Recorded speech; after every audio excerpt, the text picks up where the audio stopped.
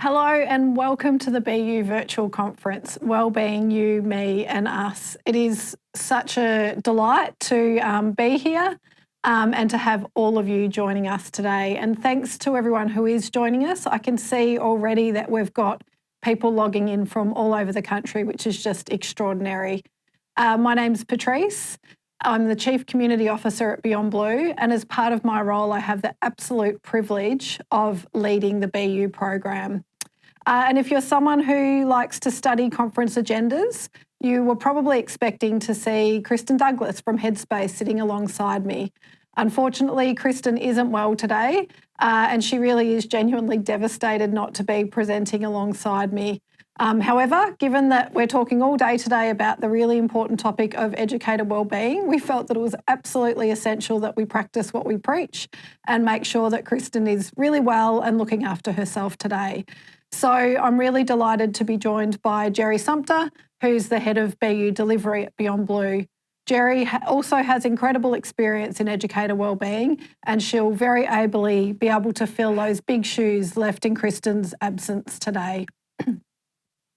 Before I go any further, I would really like to acknowledge the Boonwurrung, Boonwurrung and the Wurundjeri Woiwurrung peoples of the Eastern Kulin Nations as the traditional custodians of the land on which Geri and I sit today. I'd like to pay my respects to elders past, present and emerging. I would also like to acknowledge the traditional custodians of country throughout Australia where you're all joining us from today. And I'd like to acknowledge the continuing connection to land, waterways and community. We pay our respects to all Aboriginal and Torres Strait Islander peoples around this beautiful land that we're lucky enough to call our home. And we also pay our respects to all those Aboriginal and Torres Strait Islander peoples joining us on the conference today. So in this two-day BU virtual conference, you're going to have the opportunity to hear from a wide range of experts and including, really importantly, hearing directly from educators. And the conference is going to cover two key areas: educator wellbeing and inclusion. There's sometimes a real misconception that occurs about mental health, and it's seen as something that we have to manage by ourselves. You know, we need to be resilient, we need to pull ourselves together, we need to get over it or just move on.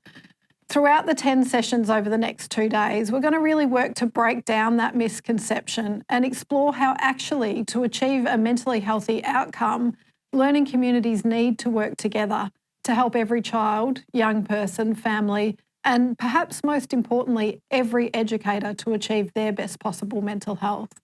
And that's why we chose the title for this conference, Wellbeing, You, Me and Us. Because when thinking about wellbeing, it's important to consider not only what we can do for ourselves, what we can do for others and what we can do for our community, but it's also important to consider how a mentally healthy learning community can help us to support and protect our own mental health. This is a really interactive conference. It's an opportunity for us to really share and learn from one another because that's the best kind of learning. So I really encourage you to participate as actively as you can. There'll be polls in each session that you can get involved in. We've got a chat function and the BU team will be monitoring questions. So we'll try and make sure that we can get answers to you throughout the day as well. We also know that many of you are big Twitter users, so we also encourage you to use the Twitter handle #BUVirtual to share what you're learning. Please remember when sharing online to consider confidentiality, privacy, and also your own self-care. And if you need any technical support throughout this conference, the number is shown at the bottom of this screen. Just a bit of housekeeping. After this keynote, there's going to be a short break.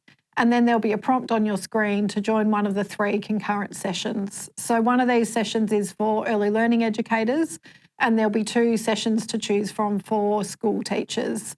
And at the end of the concurrent sessions, we'll all regroup for a panel session. So for those of you who don't know about BU or who haven't been to one of our virtual conferences before, BU is a national initiative delivered by Beyond Blue on behalf of the Australian Government, with the support of our wonderful delivery partners, Headspace and Early Childhood Australia. BU is designed to help educators to support the mental health and wellbeing of children and young people from birth all the way through to 18 years. And BU really provides an end-to-end approach for early learning services, primary and secondary schools. BU offers individual educators the opportunity to build your own knowledge and confidence about mental health and wellbeing through our professional learning modules, a whole series of fact sheets, and of course through the many interactive sessions and events that we run, like this virtual conference. BU also offers resources for whole learning services and schools, including tools and processes to implement a whole learning community approach to mental health and wellbeing. And that's a big thing we're going to focus on today. When a school or a service signs up to BU, they're allocated with a BU consultant, and that consultant will be able to work with you to guide you through the BU resources and to connect you with educator networks and really to help you to develop your unique mental health and wellbeing approach for your own school or early learning service. BU is completely free and it's available to every educator, early learning service and school in Australia. And we'll be pointing towards different BU resources throughout the conference today, so keep an eye on the chat for links to those resources. When we talk about mental health, it is really important to remember that for some of us, it can bring up experiences that are difficult for us, especially after a really challenging year. So if at any point during the conference you need any support, please feel free to take a break, reach out to a trusted colleague or friend for support. And we also have a range of support services listed here and in the chat so that you're aware of those. So today's topic, as I said, is really setting the scene for wellbeing. And it's really mind-boggling to think about what we've been through over the past 12 to 18 months. So from the catastrophic Black Summer fires to the vast impact of the pandemic. And even today, sitting in Victoria, we're thinking of our northern neighbours with the terrible flooding in New South Wales and Queensland. And with all of this, educators have been at the coalface, supporting students, supporting families, and being that constant pillar of strength for their communities. And that begs the question, who's supporting you? So in this session, Geri and I are really hoping to set the scene about the importance of educator wellbeing. And the content that we cover will be relevant to early learning primary and secondary school educators. Personally, I've got a really long background of working in workplace mental health, as does Geri, and we're both deeply committed to striving for mentally healthy workplaces across Australia. I can't think of a more important topic to be talking to you about today. Nothing more important than the wellbeing of educators, the wellbeing of each and every one of you who's joining us today.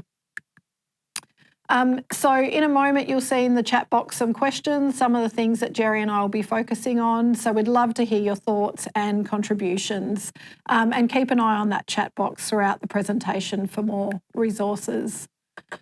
But I'll tell you who can welcome you even better than I can is our wonderful chair, the Honourable Julia Gillard. As many of you would know, Julia is the chair of the Global Partnership for Education. She has a really deep passion for the importance of education for all people. At Beyond Blue, we're so lucky to have Julia as our chair and as such an enthusiastic and passionate supporter of BU. So I'll hand over to Julia. On behalf of everyone in Australia, I'd like to say thank you. You go above and beyond to support children, young people and their families. Your leadership, compassion and professionalism strengthens communities right around the country, and you've been tested in ways I can't imagine this past year. But today is about your wellbeing. The pressure on you is immense, and we know it can take a toll on you. As one educator explained, any day can range from beautiful to brutal. It's important to remember that together we can get through tough times. Mental health and wellbeing are not things you need to manage by yourself, but something each of us can do is put ourselves first once in a while. We must all reflect on what we need to thrive and be happy, because when we look after our own wellbeing, we are in a better position to help others. We are better at work and at home. I enjoy getting outside for some fresh air, taking my dog for a walk on the beach and spending time with friends and family. I also think nothing cures stress quite like a good laugh. I hope you enjoy the BU virtual conference and wish you all the best for the rest of the year.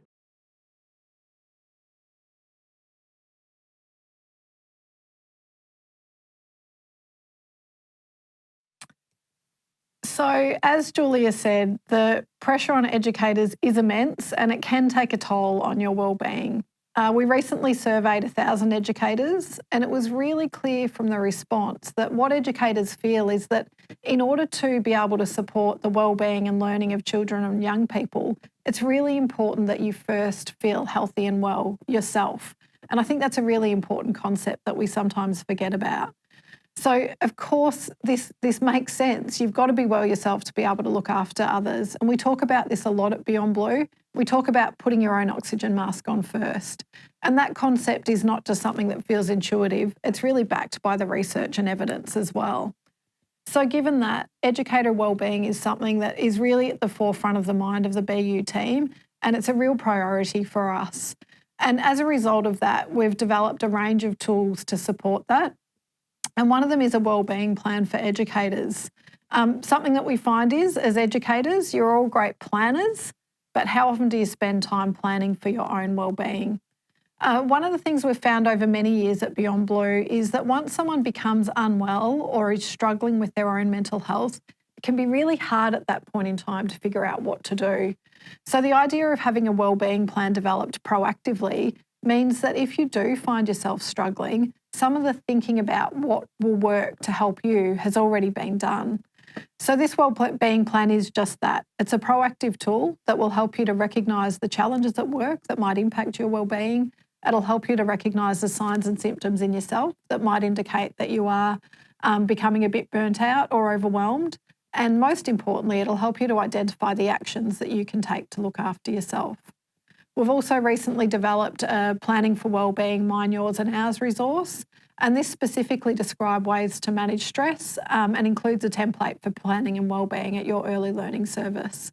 Both of these resources can be found on the BU website under Wellbeing Tools, and there's also links available in the chat. And I'm going to hand over now to Geri to tell you a little bit more about our current work in educator wellbeing.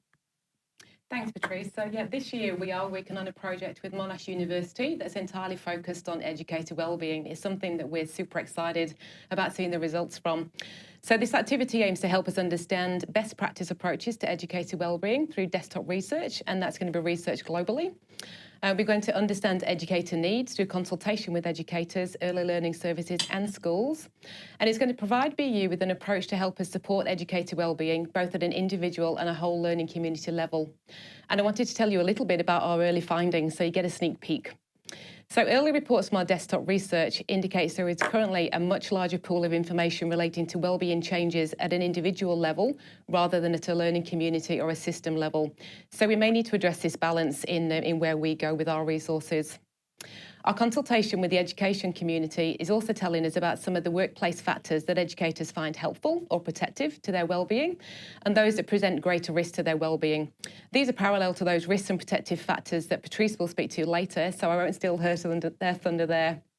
And in addition, it's telling us that educators welcome recommendations to support healthy habits and mindfulness-based relaxation.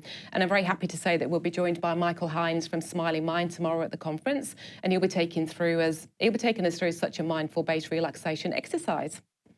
So once our educator wellbeing approach is finalised, BU will develop new resources, including an educator wellbeing framework, to help fill the gaps in the limited resources that are currently available.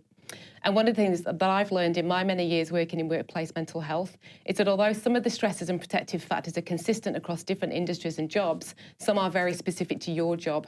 And that is definitely the case. We know that for educators. So the benefits of the resources that BU will be developing is that they will be co-designed with educators, so they will definitely be speaking your language. And we're really excited to be able to share those with you towards the later end of this year. Thanks, Geri. So at the beginning of this presentation, I mentioned that common misconception that educator mental health is something that each of us needs to manage on our own. And of course, there is a role that we all need to play in looking after our own wellbeing, but we should all be able to turn up to work every day in an environment that really enables us to be able to thrive and be at our best. Everyone has a role to play in ensuring that a workplace is mentally healthy. So each of us as individuals, as leaders, and everyone who's part of the workplace or learning community have that role to play.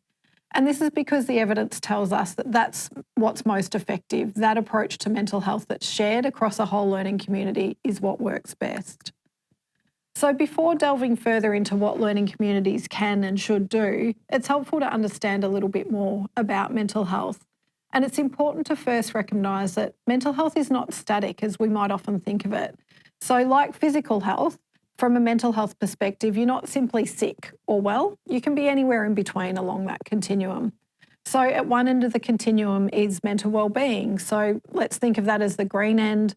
It's where we feel really well, we're happy, we bounce out of bed in the morning, we're really thriving, we've had a good sleep, we don't have racing or intrusive thoughts, and we feel ready to get through the day.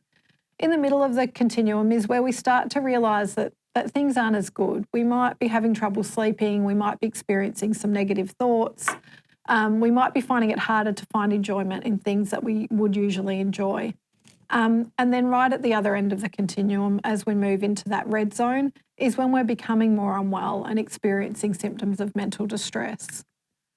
And the protective and risk factors that Geri mentioned are some of the things that can pull us either way along the continuum. So we need to be really mindful of those in a workplace. So some of the protective factors are things like the positive relationships with our colleagues and working collaboratively, finding meaning in ourselves, in our work, and being able to bring our whole selves to the workplace. And then, of course, some of those risk factors can be things like poor communication, poor relationships, or workload and time management issues.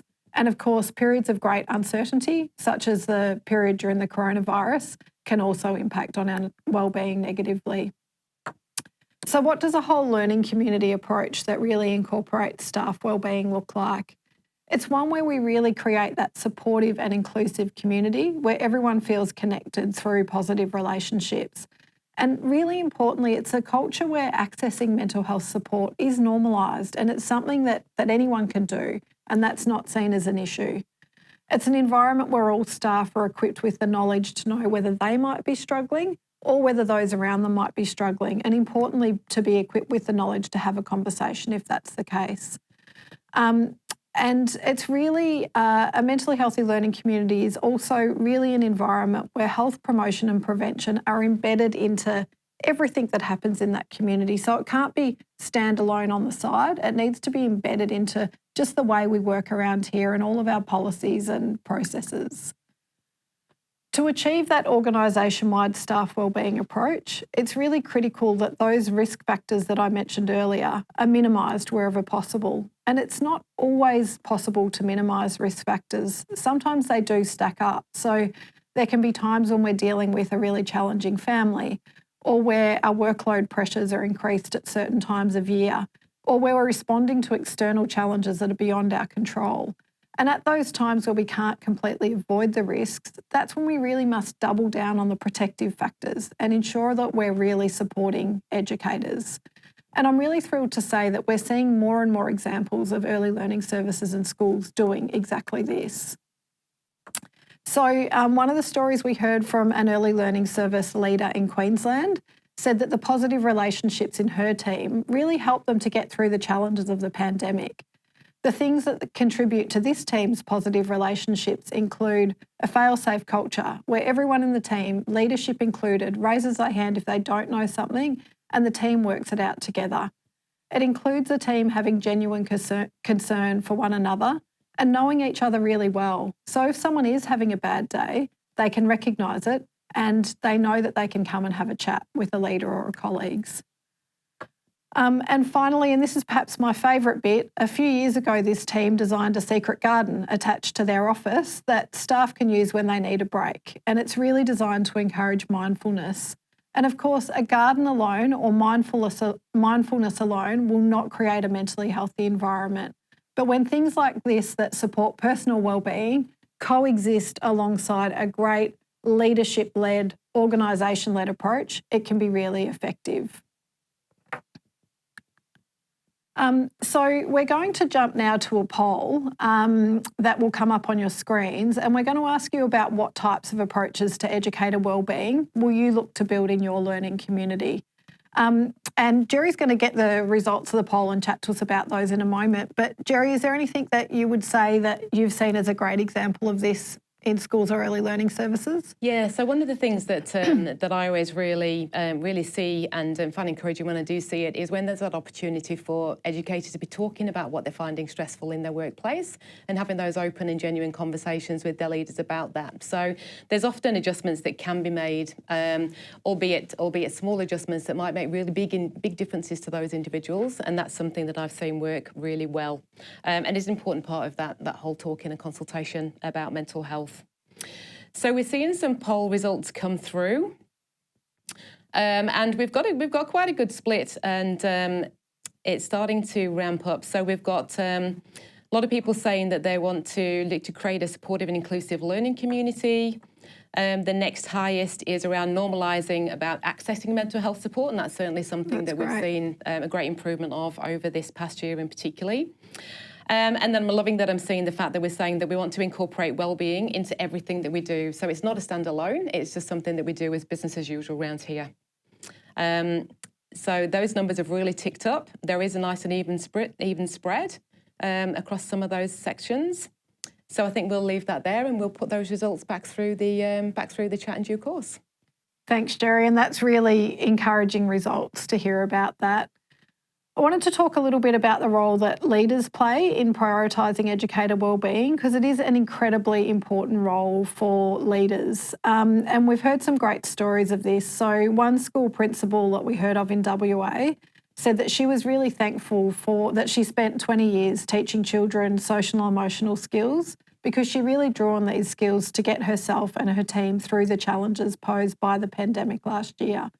So she used self-talk to be forgiving and compassionate when families became frustrated. And she told her team that families were just scared and anxious, as we all were, and to try not to take their comments personally. And she said, this is hard, but we're all going to get through it together. And the team really acknowledged together that they couldn't control what they couldn't control and focused on working through the things that they could control. So it was a really supportive approach that she was able to take. Another leader of an early learning service believes that her extensive management training helped her to understand that taking care of the wellbeing of her staff is in fact one of the most important things that she can do as a leader. And she says that if the staff are happy, then the other stuff will take care of itself. So she puts a lot of effort into nurturing educator wellbeing, and that's really resulted in a whole lot of benefits for the services, like low staff turnover.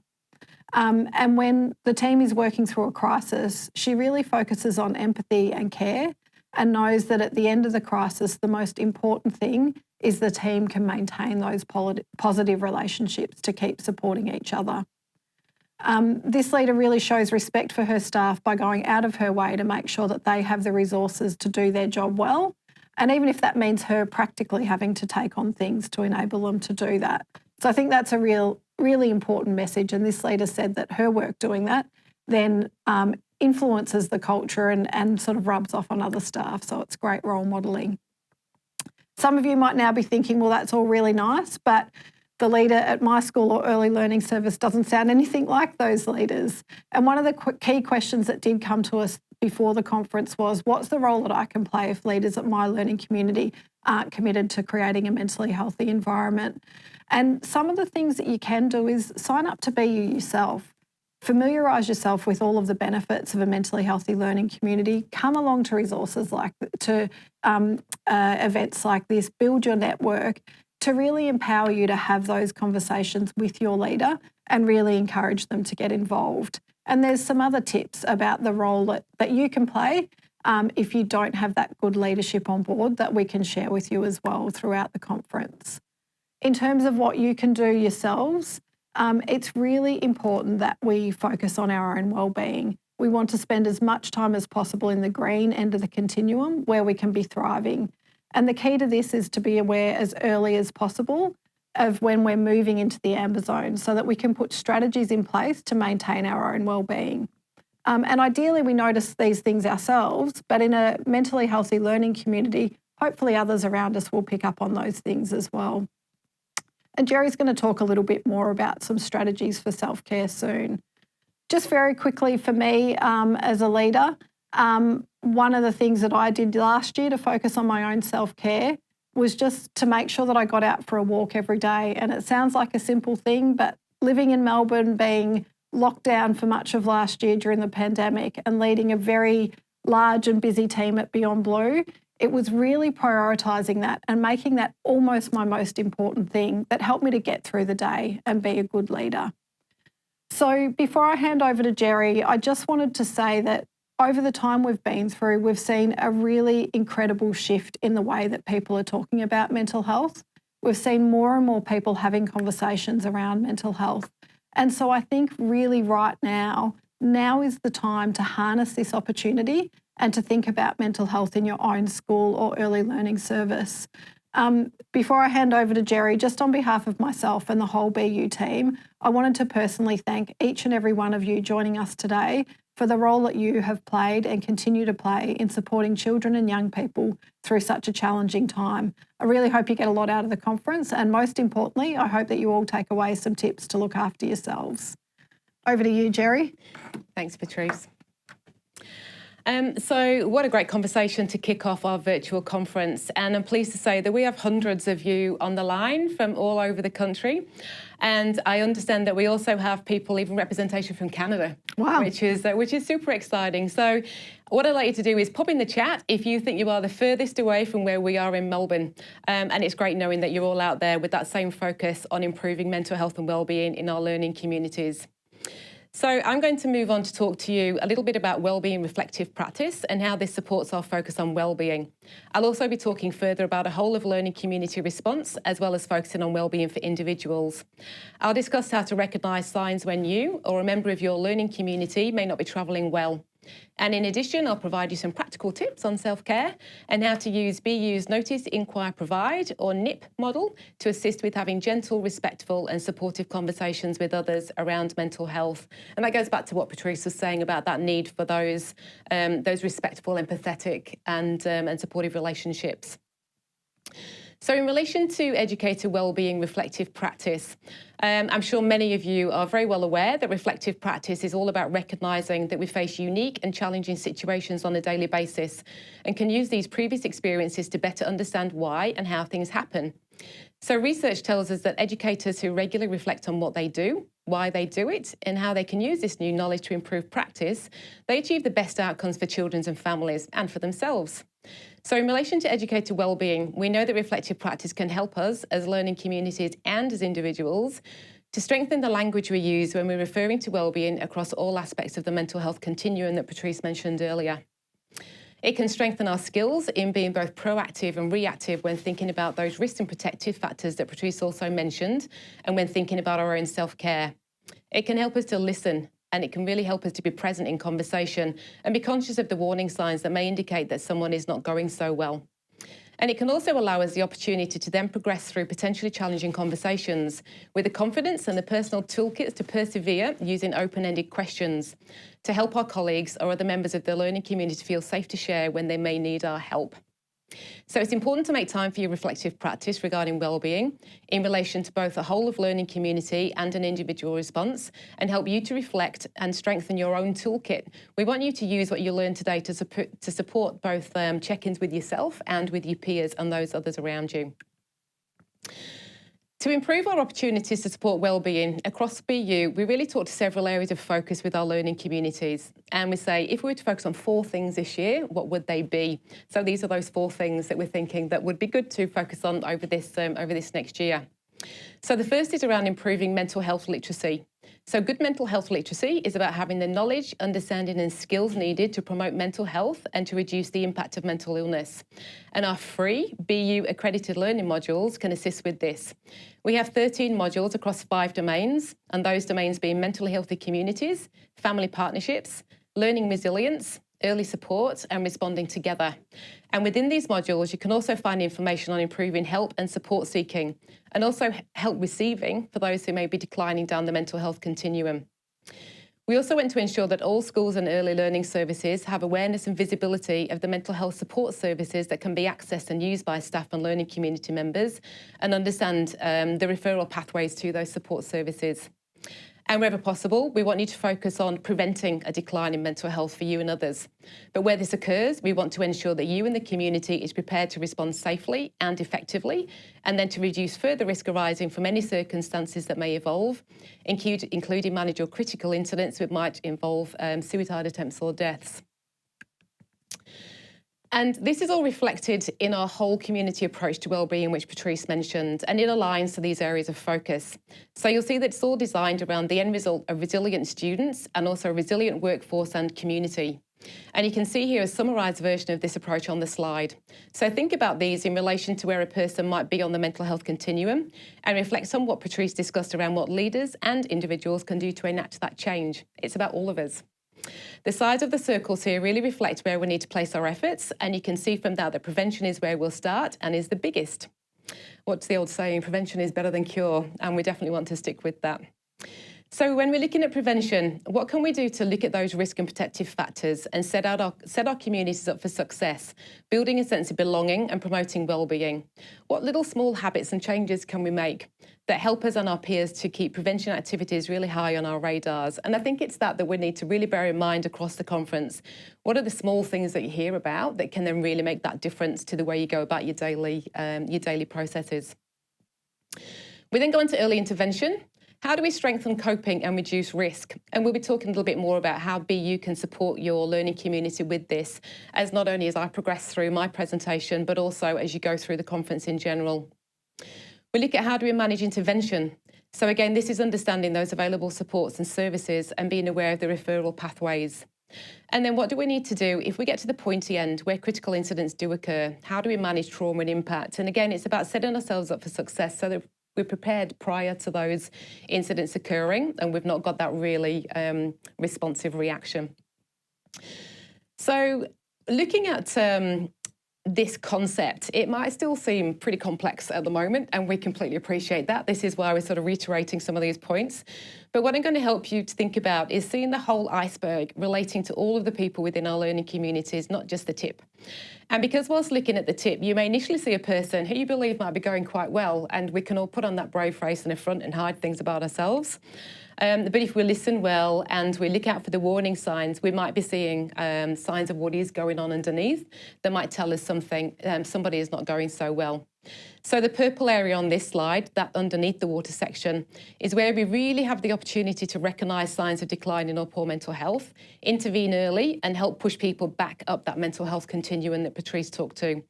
People can go downhill really quickly, and we want to make sure we've got the right forums and behaviours in ourselves and our teams and the right reflective practices to allow the warning signs to be picked up early and then dealt with. And we know that 1 in 5 Australian adults may be experiencing a mental health illness in any year, noting that different statistics do exist across those younger age ranges. And it's important to remember that a whole of learning community approach must focus on keeping the well people well. So we want to make sure that we focus not just on those that are declining, but also about keeping people at that flourishing end, so keeping us at that green end of that spectrum, as well as then making sure that we're available with that support for those that might be experiencing mental illness. So with that whole of iceberg and whole of learning community view in mind, I'm now going to focus on understanding how to look after ourselves and each other as part of our whole learning community response, and delve into how we can really reflect, rebalance, re-energise and recalibrate for the benefit of our mental health. And that's coming off the back of what for many of us was a very challenging 2020. So just looking at this slide, I really like this picture and what it responds to here. So when we're thinking about individuals, we need to really recognise that people will respond differently to circumstances despite being faced with the same situation. So the same storm scenario, different response. And that is because they've got different capacities. So they may already have a very full emotional toll from their personal or their work circumstance, which means that an extra level of stress or that one little thing, the straw that broke the camel's back, might really tip them over the edge. People have also got different strategies for coping with stress and may not have effective strategies to draw on when traumatic or challenging situations arise. People also have different anchors, like what do you pin yourself to when something challenging arises for you? It might be your families, it might be your friends, it might be your pets. We've all got those different mechanisms. What do we rely on? And some people may have more support mechanisms and more effective mechanisms than others. And we've all got different experiences that we come along with. So different experiences that influence or determine how we might respond in certain circumstances. And the situation that's arising might be triggering for some, but definitely not for others. So it's unrealistic to expect everyone to respond to the same, in the same way, in the same situation. And I always like to talk about what might be a molehill for one person, so they're travelling along like this and it's a little blip, can be an absolute mountain for another. And it's really important to recognise those differences. So in 2021, we know that educators will all exist somewhere on this continuum. It's dynamic, it is not static. And we may find that at times people may be flourishing, and here you'll see a different depiction of the continuum where we're talking about this from a battery perspective. So some people may be flourishing with a fully charged battery and enough in their tank to help them cope with the situations as they arise. However, if those risk factors, such as Patrice described, such as high workloads, lots of change, and we all know about that from 2020, and poor workplace interactions, whether with colleagues, parents, children, or young people, if those things keep presenting themselves, then this battery may not have the opportunity to recharge and may start to deplete. And what we want you to do is to start thinking about which of this language really resonates for you and how can you then start using this across your learning communities. So build your own common language. So if the battery thing works, use that. If the continuum works and the flourishing end versus the other end works for you, the colours on there work for you, use all of those things. And I just want to also call out that it's important to remember that a person's battery levels are not solely dependent on what's happening for them in their workplace. They bring their whole self to work. So add on top of the work situation a bit of financial stress, a bit of family sickness, a massive pile of laundry, like the one I saw in my house this morning, and you've got a situation where the charge declines quite quickly and needs to be responded to. And it's also important to remember as we're looking at this that the impact of interactions and interrelationships between all aspects of the learning community, from ourselves to other staff members to teams and to the broader community members, also interplays. So we need to see that people's moods, the workplace culture, personal interactions, team stress, etc., can affect others. And we need organisational and individual responses to manage this. And we need to manage the processes we put in place as well. So what I want you to do is to really think about reflecting as an individual and as a team on how everybody's going within your learning community. Talk about your battery levels, model the behaviours to show that it's safe and appropriate to do so. So some of the things you might notice if your battery is declining into that red end. I just wanted to talk you through a few of these signs and symptoms, and they really relate to changes to our thoughts, feelings and behaviours. You'll be looking at that screen and seeing a few of those on there that you might recognise that you've been through. For example, it might be that you're not enjoying or wanting to be involved in the things that you would normally enjoy. That might be everything from participating in meetings to going and doing that additional social piece, joining people for a reflective practice. It might be something that you used to love, but now you're noticing that change. It might be that you're becoming easily irritated or having problems with friends and family for no reason. You might be feeling unusually stressed or worried and having those sort of whirring thoughts through your head that you just can't stop. There's some of the signs and symptoms that you might recognise in yourself, but you can probably see these things in other people as well. How are the people changing around you? And what is it that you're seeing that might make you just think that person's battery is not getting as charged as it needs to be? So what can you do to stay in balance? Well, again, we've got a quite a list of things that we can do. And again, when we get our educator resources fully replenished at the end of our study of this year, you'll see a lot of resources to assist you with this staying in balance piece as well. Ones that I really want to call out in here. The first one is around sleep. And the only thing to cure tiredness is having further sleep. And we all need to remember the importance of sleep hygiene and doing everything we need to do to make sure that we are replenished on a day-to-day basis. I'm a real exercise freak, so I'll also call out exercise. There's nothing better than getting out there, whether it's a walk or a run, getting out with your dog to really sort of set the tone, break the circuit in your mind and really reconnect with some healthy thoughts. And the last one I want to talk about, because I think it's a really important one for this year, is around time out, and whether that's a holiday, whether it's a couple of days off, whether it's using your time in your school or service breaks to really rest is critical. And I think one thing that I definitely learned last year is you don't necessarily understand that you need a break until you take a break. So it's important about thinking, what do you need to do? What do you need to build into your life to assist you to get that downtime? The next thing that I just want to talk to you about in practice is around conversations around nipping it in the bud. And this is basically introducing to you a framework that we're discussing BU, which is around notice, inquire and provide, or NIP.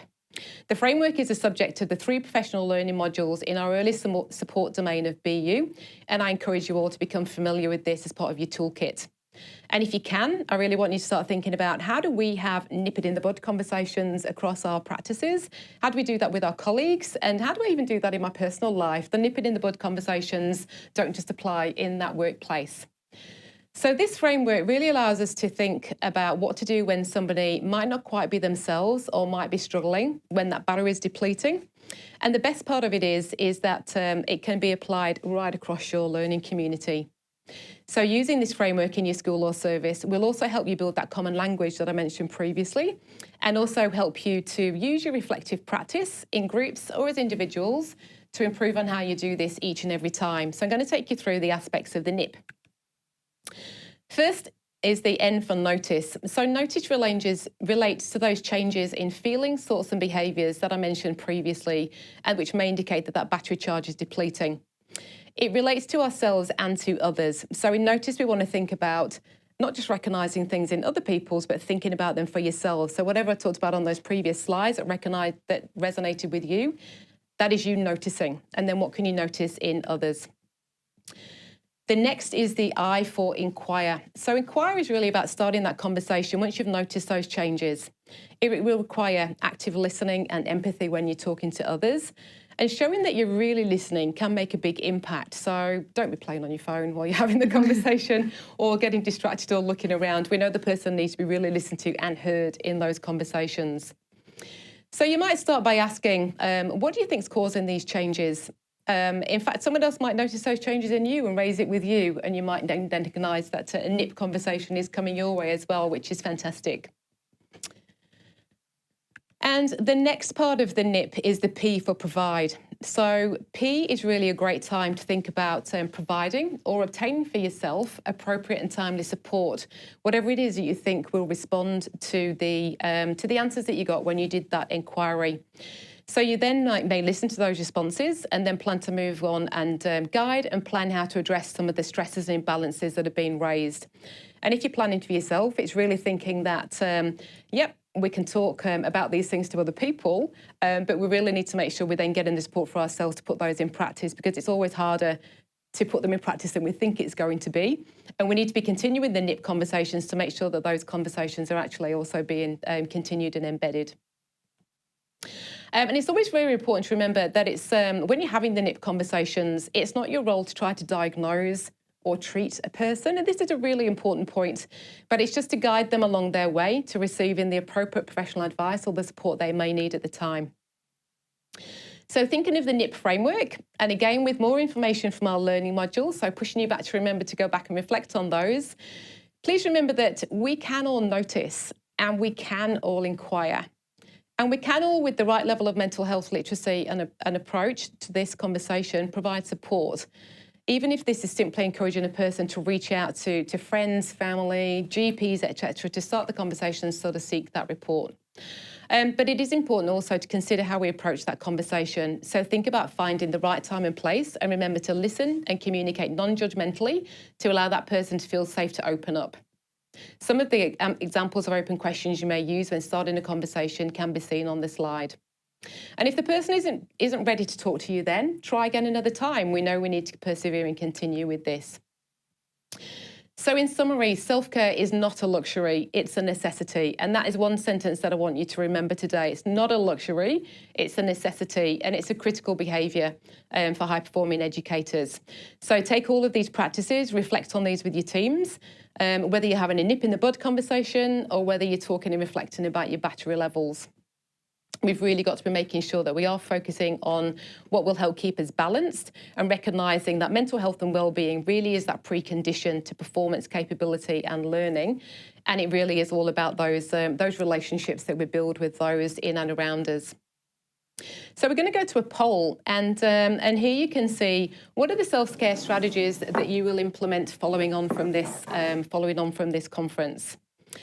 So Patrice, while we're doing this, what are some of the self-care practices that you you do for yourself? Yeah, well, I think I mentioned earlier, Geri, the walks become a big one for me. And one of the things that I've really enjoyed as life has got back to normal a bit here in Melbourne is that it's become a lasting change. So Fantastic. I'm really focusing now on, you know, as you said, self-care shouldn't be a luxury. It should be something that we really prioritise. So I'm prioritising that now every day, which is something great that I'm glad I've continued with me. And so interestingly, what's coming through in our poll is that the top response is scheduling that time out for yourself. Well done, everybody. Yeah, absolutely. Yeah, that is fantastic. So I just want to move on to just wrap up my conversation, and I love this sentence. And you can see in here that on this slide, the word listen contains the same letters as the word silent. Who knew, hey, until you get it spelt out to you. But it really is important when we are doing that listening, that we are doing that active listening. And that is at times, it's just sitting and being silent, leaning into that silence to allow that other person that space to really talk. And you can do that through the reflective practice as well. So please then focus on that as part of your conversation moving forwards. And the next one I want to call out is nothing was deeply learnt by doing. It was learnt through reflecting. And so really, again, it's what can you do with your reflective practice, thinking about everything that Patrice and I have talked about today, everything that you're going to learn through the rest of the conference, to make sure that you are learning from what you've been through and you're using it to your best advantage to move forwards for yourselves and for the everybody in your learning communities. So I'm going to pose you a reflective question to get you started. How can you support wellbeing planning for you, me, and us in your learning community? So take that question away with you. How can you support wellbeing planning for you, me, and us in your learning community? And I hope you take that as your first reflective question for the day, because you are going to get many throughout this conference, and really take that back to your communities as well. So as we conclude our first session, we really thank you for joining us, and we encourage you to engage further with BU, learn more and keep up to date with everywhere where we're going. And we've told you we've got heaps of exciting things coming along the way, as well as our educator wellbeing project. We're looking at doing more enhancements to our professional learning modules. We're making them more bite-sized, easy for you to get access to. We're listening to your feedback, we're responding to it, and we want to make sure that you've got the time and the energy and the ability, because we're enabling you to get access to this mental health literacy and all of the supports that you might need for your learning communities. So if you aren't yet individually registered, please do so. If your learning community isn't implementing the BU whole learning community approach, we also encourage you to register online as a learning community, because the benefit of that is that you get support from one of our BU consultants, and they are all absolutely amazing, and you're going to be hearing from many of them across the conference. And Geri, just having a look, there's a couple of questions that are coming through on the chat, and I think that really all of those things that you just said, we would love to answer the questions more now, but because Geri and I love this topic so much, we haven't left ourselves a lot of time. But a lot of the questions that are coming through on the chat, I think, you know, will really be answered throughout the conference, and also through signing up to BU and getting more information there. Yeah, fantastic. So again, it's that real call to action is take advantage of what's on offer to you here. As we said, it's all free. It's you get the support from the amazing consultants. There's nothing to lose by joining up and starting this, and then obviously for the mental health wellbeing of your communities as well. So with that, I'll say thank you very much for attending Patrice and I's session. There will now be a short break, and we'll recognise that you probably need it, and we encourage that as part of our own focus on wellbeing. Remember to check in on how you're feeling and reach out for the support if you need it. And remember, Patrice showed you the list of services that BU offers that you can get access to share with your learning community. Next up, you'll have the option to join one of 3 concurrent sessions. There is 1 session for early learning educators and 2 different sessions to choose from for school teachers. You can see the link in your chat for the virtual conference sessions landing page, which will give you access to these sessions. Or alternatively, just click the Join Event Now button in the email confirmation you receive for this event. And at the end of the concurrent sessions today, we'll regroup for a panel session, and we've got the amazing Joanna Griggs, who is she's the chair of our BU National Advisory Council, so be sure to stick around for this too if you are able. Thanks very much. Thank you.